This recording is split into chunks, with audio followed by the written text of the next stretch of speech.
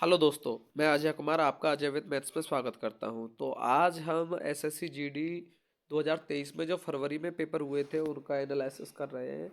मैं आपको बताऊंगा कि हम इन्हें कैसे कम समय में कर सकते हैं। जैसे देखो, पहला क्वेश्चन इसमें क्या दिया हुआ है आपकी स्क्रीन पर कि 1000 मीटर की दौड़ है। 1000 मीटर की दौड़ में जॉन ने खान को हराया। देखो, 1000 मीटर की दौड़ है जिसमें खान को हराया कितने मीटर से? 120 मीटर से। यदि जॉन की चाल 40 किमी प्रति घंटा है तो खान की चाल हमसे पूछिए। जब भी इस तरह का क्वेश्चन दिया जाए तो आपको कुछ नहीं करना। जैसे एक जॉन है और एक खान है। अब देखो, उसने यात्रा तय की है पूरी, यानी 1000 मीटर की। तो देखो, जॉन ने तो पूरा ही डिस्टेंस कवर किया होगा 1000, लेकिन खान जो है वो कुछ कम डिस्टेंस कवर पर कर पाएगा। वो कितना? 120 कम। तो यहां हम 120 कम कर देंगे इसमें से। तो 120 कम करने के बाद ये कितना हो जाएगा? 880। अब देखो, टाइम इक्वल होने पर जॉन की जो चाल है वो उनकी दूरी के बराबर ही होगी, जो जॉन और खान है। तो मैंने इनका अनुपात ले लिया, तो ये 100 और ये 88। अब देखो, जॉन की चाल दे रखी है कि 100 की वैल्यू कितनी है? 40। तो एक की वैल्यू कितनी हो जाएगी? एक की वैल्यू हो जाएगी 0.4। अब देखो, हमें किसकी वैल्यू पूछ रहा है? वो खान की वैल्यू। तो 88 इंटू 0.4। जब मैं 0.4 से मल्टीप्लाई करूंगा तो यूनिट डिजिट है वो 2 आएगा, और वो मेरे सिर्फ एक ऑप्शन में है, सेकंड। अगर मल्टीप्लाई करते तो देखो, 32 से 2 कैरी 3, 32 और 3 35, और पॉइंट यहाँ लग जाता। उम्मीद करता हूँ आपको ये क्वेश्चन समझ में आया होगा। नेक्स्ट क्वेश्चन की हम बात करते हैं। तो क्वेश्चन नंबर 2 आपको दिया गया है। तो देखो, क्वेश्चन में क्या दिया गया है कि 2010 में एक देश की जनसंख्या 25, 60, 80 हजार है। 2020 तक ये जनसंख्या 10% से वृद्धि हो जाती है। तो 2020 की जनसंख्या क्या होगी? देखो, यहाँ आपसे ये नहीं कहा है कि प्रतिवर्ष 10% बढ़ रही है। अगर ऐसा कहा होता तो ये क्वेश्चन बहुत लेंदी हो जाता। हमें कहा है सिर्फ 10% बढ़ जाती है। कितने का? जो वैल्यू दी गई है, 25, 60, 80 हजार। इसका हमें 10% निकालना है। तो आसानी से हम 11/10, जीरो से जीरो, यानी संख्या के पीछे 1 2 3 जीरो आ रहा है तो 3 जीरो ऑप्शन होगा। तो इसका मतलब ऑप्शन नंबर जो हमारा दिया हुआ है, थर्ड वाला नहीं होगा और फर्स्ट वाला नहीं होगा, क्योंकि इनके पीछे 4 4 जीरो हैं। तो या तो सेकंड होगा या आपका फोर्थ होगा। तो देखो, हम 11 का मल्टीप्लाई भी बहुत आसानी से कर सकते हैं। तो देखो, 3 जीरो दिया हुआ है। अब देखो, आपको क्या करना है कि जो अंक दिए हुए हैं उन्हीं अंकों को लिखना है। तो देखो, 8, 8 में जीरो जोड़ूंगा तब भी 8। देखो, जीरो में 6 जोड़ूंगा तो 6, 6 में 5 जोड़ूंगा तो 11। एक हासिल कितना रहेगा? एक। 5 में 2 जोड़ूंगा 7, और एक हासिल का था 8 और 2। यही मेरा आंसर हो जाएगा। उम्मीद करता हूं आपको ये समझ में आया होगा। नेक्स्ट क्वेश्चन की हम बात करते हैं। तो नेक्स्ट क्वेश्चन नंबर आपको थर्ड दिया गया है। क्वेश्चन में क्या दिया हुआ है? 6 सेंटीमीटर भुजा वाले एक घन से काट कर निकाले जा सकने वाले सबसे बड़े गोले का आयतन क्या होगा? तो ध्यान देना, हमें दिया हुआ है घन से बड़े से बड़ा क्या काटा जाना है? एक गोला काटा जाना है। तो देखो, ये मान लो, जैसे एक सपोज करो ये घन है आपका।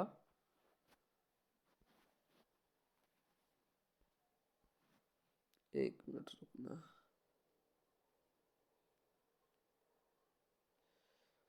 अब इसमें एक गोले के आकार का आपको दिया गया है। अब गोले के आकार का होगा तो वो देखो आपका क्या होगा कि इस तरह से वो, सॉरी,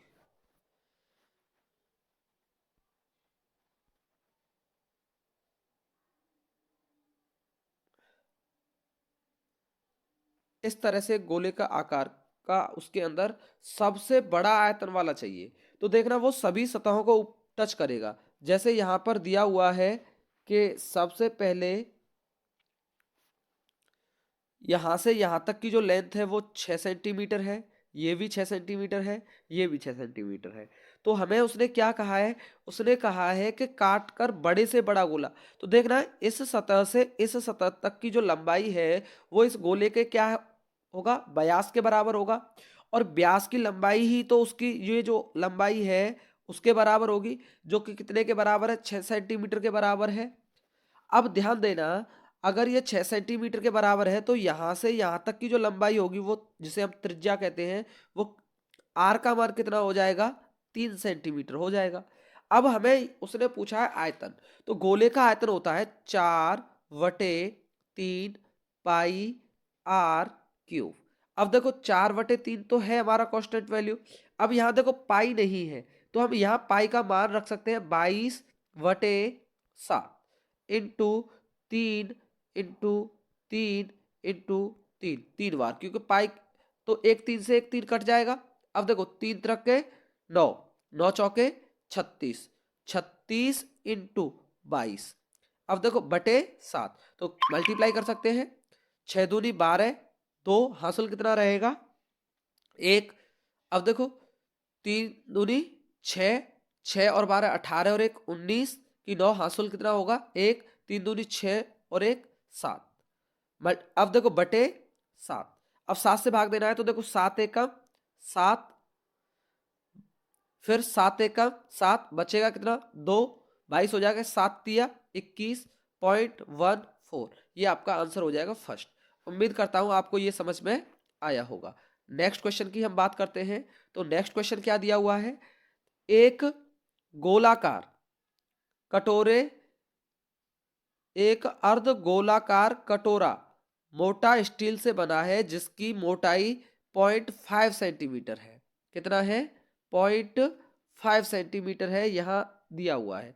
और उसका व्यास जो है, बाहरी व्यास, वो 43 सेंटीमीटर है। तो कटोरे की धारिता पूछ रहा है, जहां पाई का मान कितना है 22/7। देखो हमें एक गोलाकार कटोरा दिया गया है, जैसे मान लो ये है, ये एक कटोरा हो गया आपका। अब उसने कहा है इसका एक बाहरी पार्ट है जो 5 सेंटीमीटर 0.5 सेंटीमीटर मोटा है, जैसे मान लो इस तरह से। अब देखना ये बाहर का जो ये पार्ट दिया हुआ है, ये वाला, ये 0.5 है और इधर भी ये 0.5 है, और टोटल बाहरी सतह का जो आपको दिया गया है वो 43। तो केवल यहां अंदर वाला जो पार्ट बचेगा वो कितना बचेगा 42। अब 42 इसका 82 तो है, तो इसकी त्रिज्या कितनी हो जाएगी 21, यानी आर का मान जो होगा वो कितना होगा 21 होगा।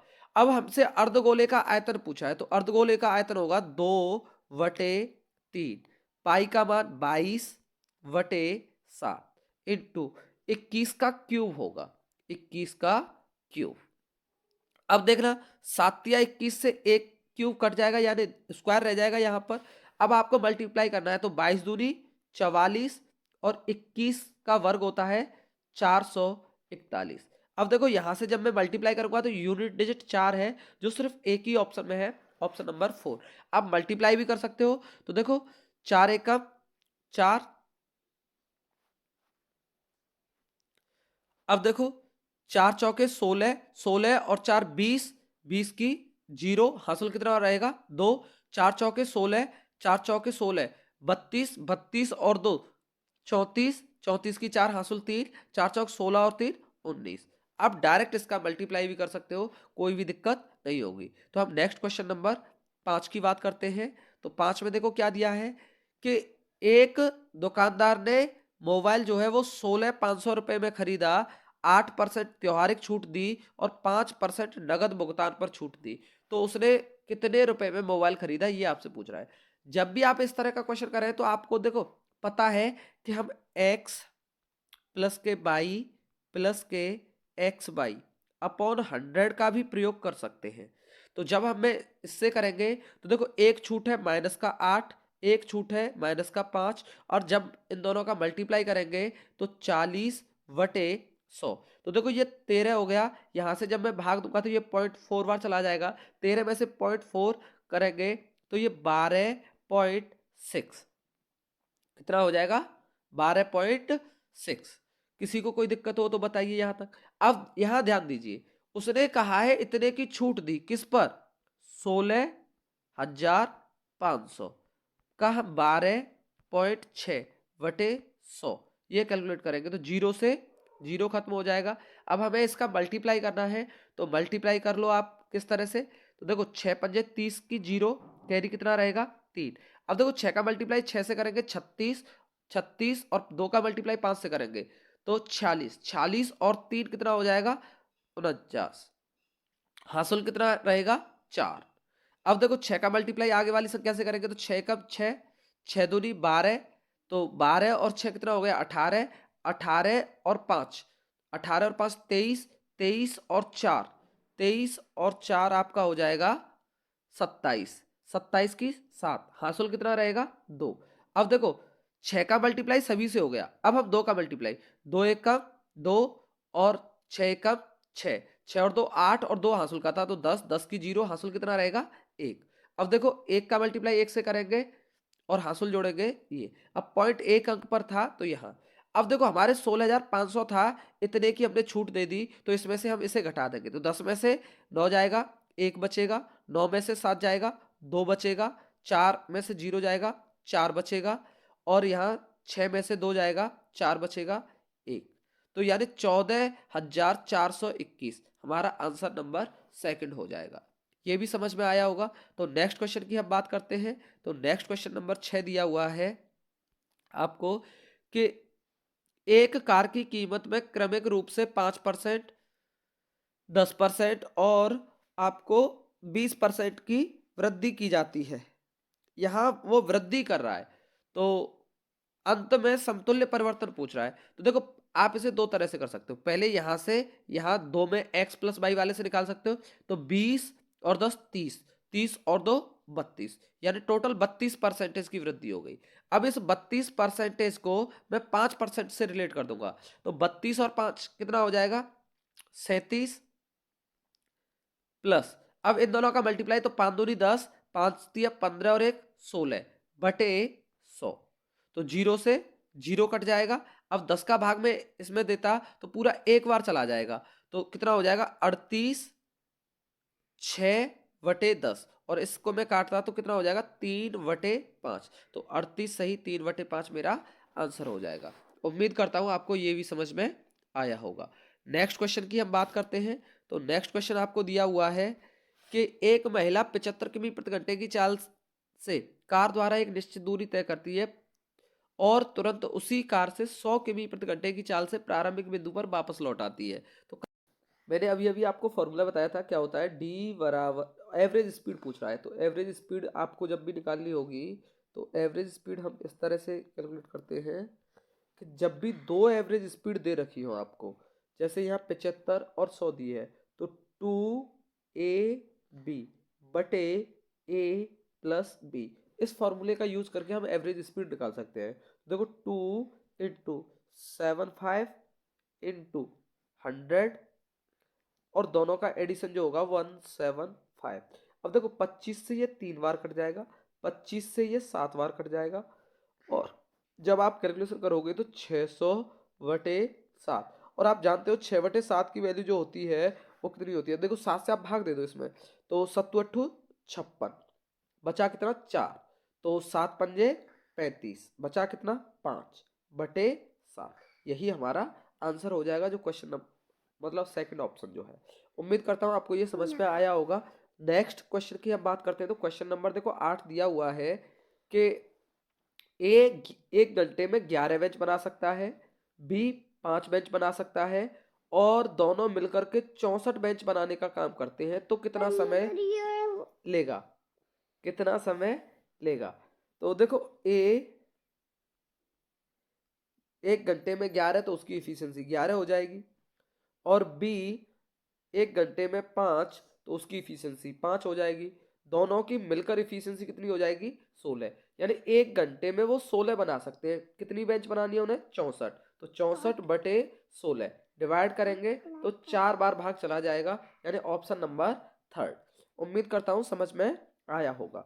नेक्स्ट क्वेश्चन की हम बात करें तो देखो नेक्स्ट क्वेश्चन में क्या दिया हुआ है, आकाश 21 दिन में काम पूरा कर सकता है और दिया 63 दिन में काम पूरा कर सकती है। यदि वे एकांतर दिनों में बारी बारी से कार्य करें तो आकाश कार्य को कितने दिनों में पूरा करेगा। तो ध्यान देना, उसने आकाश कार्य का आरंभ करता है ये कहा है, तो हम क्या करेंगे सबसे पहले इनकी इफिशियंसी। तो देखो आकाश इस कार्य को 21 दिन में और दिया उस कार्य को 63 दिन में पूरा कर रही है। तो दोनों का जब हम एलसीएम लेंगे तो 63 आएगा, और मैं कह सकता हूं कि 21 से भाग देने पर इसकी इफिशियंसी जो होगी वो 3 होगी, और 63 से भाग देने पर 1। तो देखो दोनों जो अलग अलग काम करेंगे वो 2 दिन में काम करेंगे, और कितना काम करेंगे 4। हमें कितना काम करना है 63, तो 63 में हम 4 से कंप्लीट भाग देंगे तो कितनी बार चला जाएगा 15 बार पूरा पूरा भाग चला जाएगा, और 3 शेष रह जाएगा। कितना शेष रह जाएगा 3। देखो 60 काम हो चुका है, 3 काम शेष बचा है, और देखो कार्य का आरंभ कौन कर रहा है आकाश, तो ये बचे हुए काम पर दोबारा से आकाश आएगा। लेकिन देखना ये जो 4 से हमने भाग देकर 15 लेकर आए हैं, ये 2 दिन का काम है न कि 1 दिन का, तो मल्टीप्लाई बाई 2, तो टोटल कितने दिन हो गए 30 दिन। 30 दिन में 60 काम हो गया, लेकिन इस 30 काम को करने के लिए आकाश को आना है, और आकाश 1 दिन में कितना काम करता है 3, तो 3 काम को करने में 1 दिन और लेगा, तो टोटल कितने हो जाएंगे 31 दिन। नेक्स्ट क्वेश्चन की हम बात करते हैं, तो नेक्स्ट क्वेश्चन क्या दिया हुआ है ध्यान देना। नेक्स्ट क्वेश्चन में कहा है एक यात्रा में किरण ने बाइक से 50 मील प्रति घंटे की चाल से 3 घंटे, इसके अलावा उसने कार से 65 मील प्रति घंटे की चाल से 2 घंटे, और वह आराम करने के लिए 2 घंटे और रुकता है। अब आराम करने के बाद वह अपने गंतव्य पर पहुंचने के लिए 80 मील की चाल से 4 घंटे तक यात्रा करता है, तो उसकी औसत चाल पूछी है।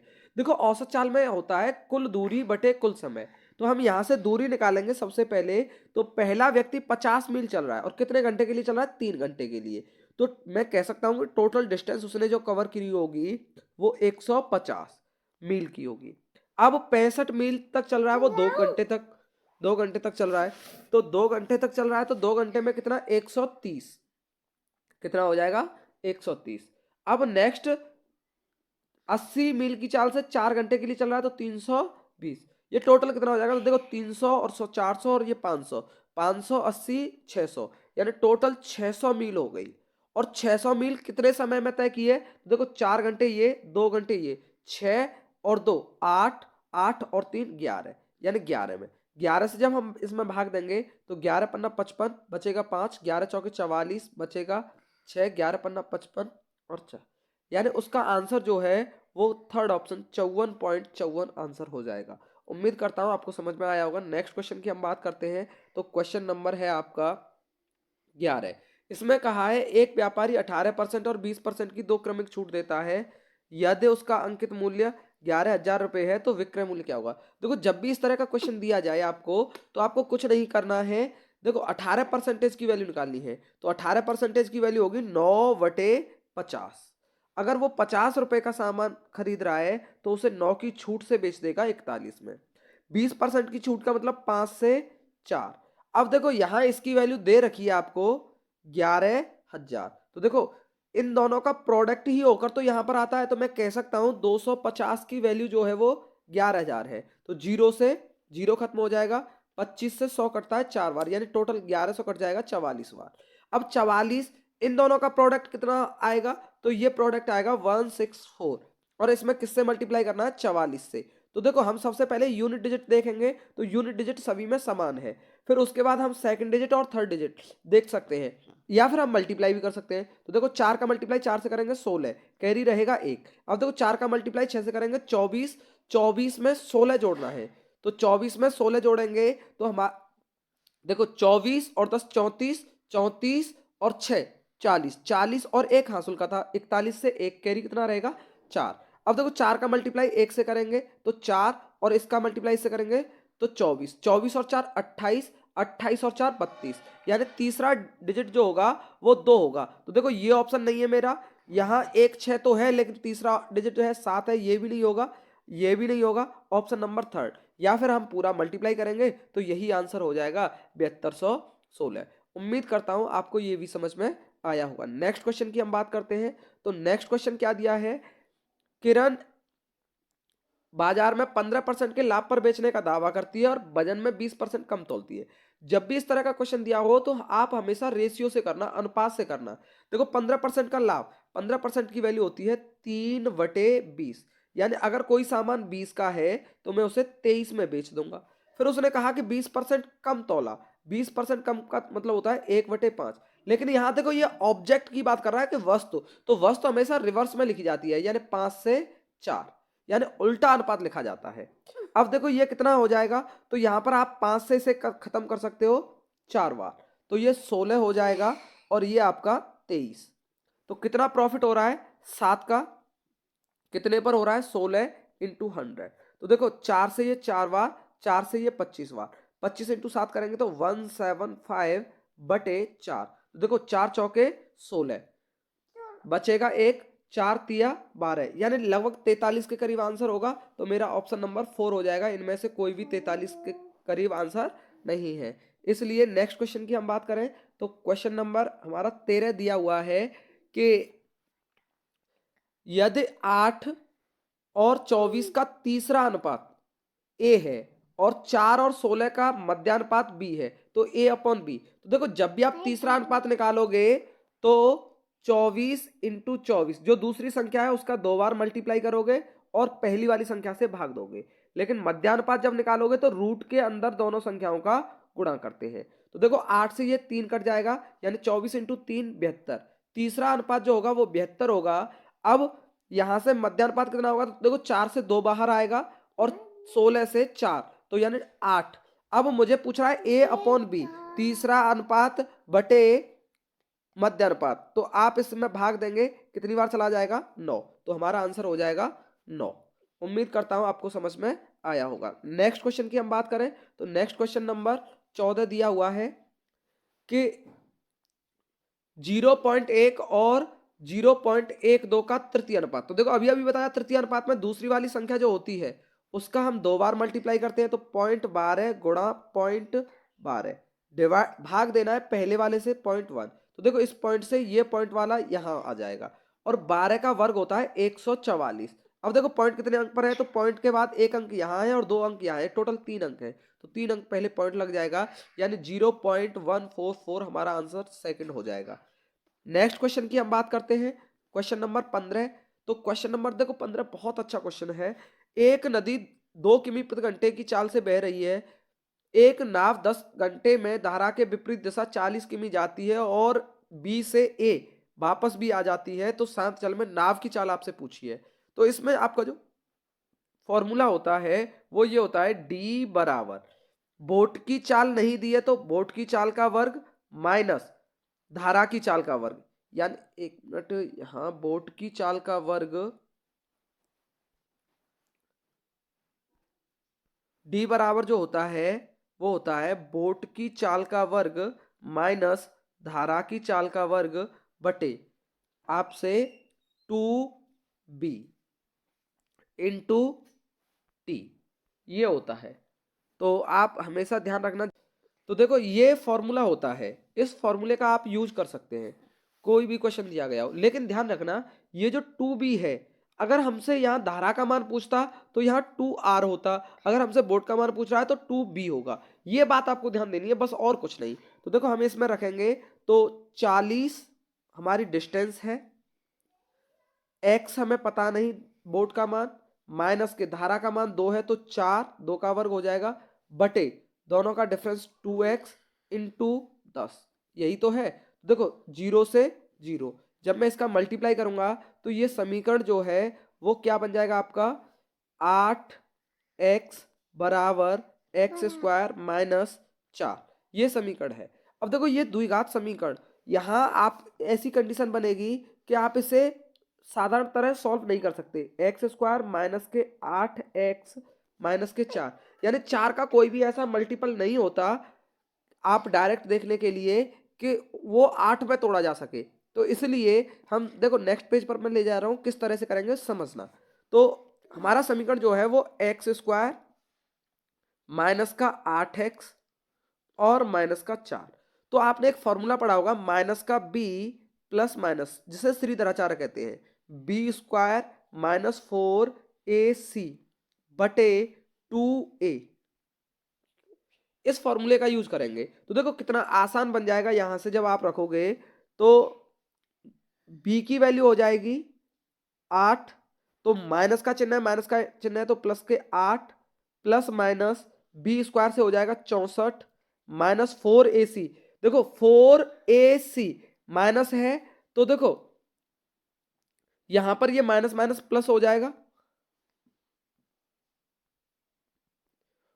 4AC जब मैं गुणा करूंगा तो 4 चौके 16 हो जाएगा, बटे कितना हो जाएगा 2A, तो A का मान तो एक ही है तो 2। अब देखो ये समीकरण बनना है आपका। अब इस समीकरण को सॉल्व करेंगे तो देखो अब आप यहां से इन दोनों को जोड़कर देखते तो कितना बन जाएगा, तो देखो 80 बन जाएगा, 80 हो जाएगा। अब देखो यहां से सॉल्व करना है हमें, तो 8 ये रहेगा प्लस माइनस दोनों कंडीशनों में। अब देखो इस 80 में से आप तोड़ सकते हो, 16 पान 80 होता है, तो 16 से तो 4 बाहर आ जाएगा, लेकिन 5 अंडर रूट के अंदर रह जाएगा बटे 2। अब मैं 2 से भाग दूंगा तो यहां देखो ये 4 बार चला जाएगा, ये 2 बार चले जाएगा। अब देखना 4 प्लस, देखो एक बार प्लस लूंगा एक बार माइनस, तो 2 है। अब ये अंडर रूट 5 है, अंडर रूट 5 की वैल्यू जो होती है वो होती है 2.23, इस ये वैल्यू होती है। आपको ये वैल्यू याद रखनी है, 5 की, 3 की होती है 1.732, 1 की 2 की होती है अंडर रूट 2 की। अगर अंडर रूट 2 का जैसे मान आपको निकाला जाए तो इसकी वैल्यू होती है 1.414 करके होती है। इस तरह से आपको ये वैल्यू ध्यान रखनी है। तो यहां जब मैं 2 का मल्टीप्लाई करूंगा तो देखो लगभग ये 4 बन जाएगा। कितना बन जाएगा? 4। तो आप यहाँ पूरा मल्टीप्लाई कर सकते हो, तो 4 ये 8 तो ये हो गया, और 2 का मल्टीप्लाई इससे करूंगा तो 464 ये आएगा। तो आपका जो ऑप्शन दिया है वो 8 के नजदीक होगा, और 8 के नजदीक देखो एक ही ऑप्शन है हमारे पास, ऑप्शन नंबर 3 847 और यही आपको यहाँ देखो बन रहा 8464। तो उम्मीद करता हूँ आपको ये क्वेश्चन समझ में आया होगा। कभी भी अगर आपके सामने आ जाए तो आपको ये इसी तरह से करना होगा, और इसका कोई भी शॉर्ट मेथड नहीं है। तो नेक्स्ट क्वेश्चन की हम बात करते हैं। क्वेश्चन नंबर है आपका 16। इसमें देखो समीकरण को सॉल्व करने के लिए कहा है, तो हम बोर्ड मास के नियम का प्रयोग करते हैं। तो ये देखो पहली वाली वैल्यू बन जाएगी 10/3, और दूसरी वाली वैल्यू हमें भाग देना है, तो ये बन जाएगा 42 और 3 45/7। तो ऊपर हो जाएगा कितना 70, और नीचे कितना हो जाएगा 15, और 3 चौक 12 और 1 13, ये वैल्यू बन जाएगी। अब मल्टीप्लाई करना है तो देखो 3 दूनी 6, मतलब 2 एकम 2 और 1 3/2। तो देखो 3 से ये कट जाएगा 45 बार, 3 चौक 12, 3 पंजे 15, और 2 से ये कट जाएगा 35 बार, 5 से ये कट जाएगा 7 बार, और 5 से ये कट जाएगा 9 बार। अब देखो नेक्स्ट मल्टीप्लाई दिया है आपका 7 तिया 21 और 1 22/7। देखो 7 से 7 कट जाएगा, क्वेश्चन जो है वो कितना है 22/9, और 22/9 जो वैल्यू है वो p की पावर 1/2, यानी इसे हम कह सकते हैं अंडर रूट p का मान जो है वो 22/9। लेकिन हमें तो p का मान चाहिए, तो दोनों तरफ वर्ग कर देंगे। वर्ग करने के बाद 22 का वर्ग होता है 484, 9 का वर्ग होता है 81। तो नेक्स्ट क्वेश्चन नंबर हमारा 17 जो दिया गया है वो देखो क्या दिया गया है। यदि ब्याज की दर पहले वर्ष 16%, दूसरे वर्ष 20% और तीसरे वर्ष 15% है, तो चक्रवृद्धि ब्याज पूछा है वो 15,000 रुपए का। जब भी इस तरह से क्वेश्चन दिया गया हो तो देखो 15,000 रुपए है आपके पास, और इस पर ब्याज आपसे पूछ रहा है 3 वर्ष का। तो पहले आपसे 16% पूछ रहा है, तो 16/100 निकालेंगे इसका, तो 2 जीरो से 2 जीरो खत्म हो जाएंगे, 16 पंजे 80 से जीरो हासिल 8 हो जाएगी, 16 और 8 24, यानी पहले साल के लिए 2400 रुपए मिलेंगे। अब दूसरे वर्ष जो है वो 20% ले रहा है, 20% की वैल्यू 1/5 हो जाएगी, तो 5 से ये 3,000 रुपए यहां पर मिलेंगे। लेकिन 1/5 यहां पर भी मिलेगा, तो इसका 1/5 कितना होगा, तो इसका 1/5 जब हम कैलकुलेट करेंगे तो 480 हो जाएगा। अब देखो नेक्स्ट वर्ष के लिए उसने 15% कहा है, तो इसका 15% जो होगा 15% 2250। अब देखो इस पर भी हमें 15% चाहिए, और इस पर भी 15% चाहिए, और इस पर भी 15% चाहिए, तो सभी पर मुझे 15% कैलकुलेट करना है। लेकिन देखो यहां अगर मैं आंसर लगभग में जाता तो ये कितना बन जाएगा, तो देखो 2 और 3 5, 5 और 2 7, 7 और देखो 4 और 4 8 और 2 10, 7 और 1 8, लगभग मैं 8 के करीब तो पहुंच चुका हूं, लेकिन 8 से ज्यादा ही तो होगा। या फिर आप कैलकुलेट कर लो, इसका 15% करते तो देखो 15% कितना आएगा इसका निकालते समय, तो 15 चौके 60, 15 दूनी 30 और 6 36, 360 यहां मिलेगा। इसका 15% निकालता तो 450, 15 थी 45, और इसका 15% निकालता तो 15% जो होता है 15/100, एक जीरो से एक जीरो खत्म हो जाती, 5 से ये 3 बार चला जाता, 5 से ये 2 बार, और 2 से ये 24 बार, यानी 72 और मिलता। तो यहां देखो अंत में 2 होना चाहिए, तो ये ऑप्शन नहीं होगा, ये ऑप्शन नहीं होगा। अब मैं लगभग जाऊंगा तो देखो 2 और 3 5 और 2 7, तो ये हो गया यानी 7000। अब देखो 400 और 400 800, 800 और 300, 8 और 3 11, 1100 हो जाएगा, 11 और 4 15, 1500 जैसे ही जोड़ूंगा तो ये हमारा आंसर ऊपर निकल जाएगा जो 9000 के करीब होगा। या आप इन सभी को जोड़कर देखोगे तो ये 9000 आ जाएगा। उम्मीद करता हूं आपको ये वैल्यू भी समझ में आई होगी। नेक्स्ट क्वेश्चन की हम बात करते हैं। नेक्स्ट क्वेश्चन क्या दिया हुआ है, 18। इसमें कहा है कि 12 से विभाज्य 2 अंकीय सबसे बड़ी संख्या और 8 से विभाज्य 2 अंकीय सबसे बड़ी संख्या और उसका लघुत्तम समापवर्त। तो देखो 12 की सबसे ज्यादा बड़ी 2 अंकों की संख्या तो टोटल होता है 100। तो आप इस तरह से देख सकते हो, 100 में पहले 12 से भाग दो, 12 अट्ठे 96, 12 निम्मा 108, तो 12 अट्ठे 96 हो जाएगा। कितना हो जाएगा, 96। और जैसे ही हम 96 कम करेंगे तो कितना बच जाएगा, 4।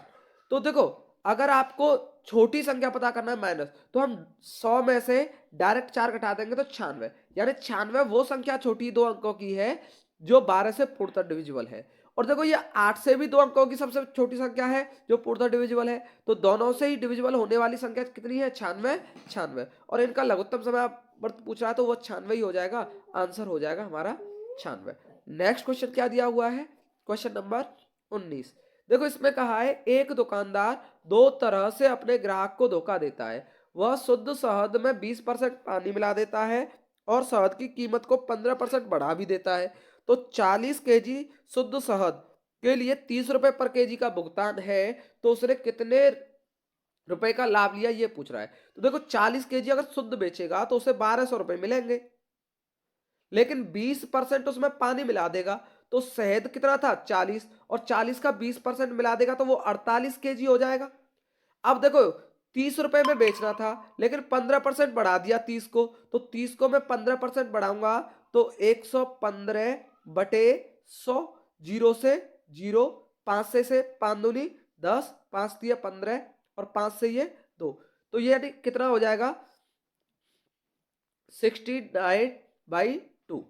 अब देखो 2 से ये कट जाएगा 24 बार, अब 24 से हम इसमें गुणा कर देंगे तो देखो 9 चौक 36 से 6, कैरी कितना रहेगा 3, 9 दूनी 18, 18 और 24 42, 42 और 3 45, 45 की 5 हासिल 4, 6 दूनी 12, 12 और 4 16, इतने रुपए। और इसमें से कितना देखो इतने रुपए का बेच दिया, पहले कितने रुपए का बेच पाता मैं 1200 रुपए का, तो कितना रुपया ज्यादा प्राप्त कर लिया तो मैं घटा दूंगा 1200, तो देखो 6 कितना हो जाएगा मेरा, यहां से 6 और यहां से ये 5 और ये 4, यानी 456 रुपए। नेक्स्ट क्वेश्चन की हम बात करते हैं। तो नेक्स्ट क्वेश्चन क्या दिया हुआ है, एक गांव की वर्तमान जनसंख्या 50,000 है। शहर की ओर पलायन के कारण जनसंख्या में प्रतिवर्ष 5 की दर से कमी आ गई, तो 2 वर्ष बाद शहर की जनसंख्या क्या होगी ये पूछ रहा है। तो इसे भी करने का बहुत ही आसान तरीका है कि आप 5% की वैल्यू लिख लो, 1/20, यानी पहले 20 लोग रहते हैं तो फिर 19 रह जाएंगे, फिर 20 से 19 रह जाएंगे, यानी 2 साल के लिए कहा है तो 2 बार, तो ये टोटल कितना हो जाएगा 400। 400 की वैल्यू आपको दी है 50,000, तो 2 जीरो से 2 जीरो और इससे ये 25, 25 पंजे 125, टोटल ये हो गया।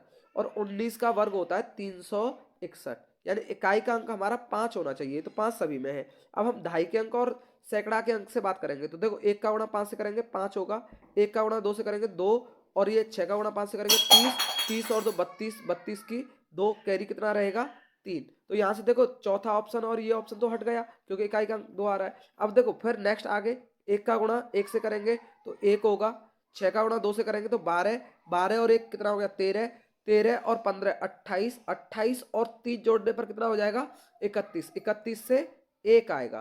तो यहां देखो इस ऑप्शन में एक नहीं है, तीसरा ऑप्शन जो है उसमें, पहला ऑप्शन जो है उसमें एक आ रहा है 125, तो मेरा आंसर जो है फर्स्ट वाला हो जाएगा। इस तरह से आप कैलकुलेशन कर सकते हैं। उम्मीद करता हूँ आपको ये समझ में आया होगा। धन्यवाद।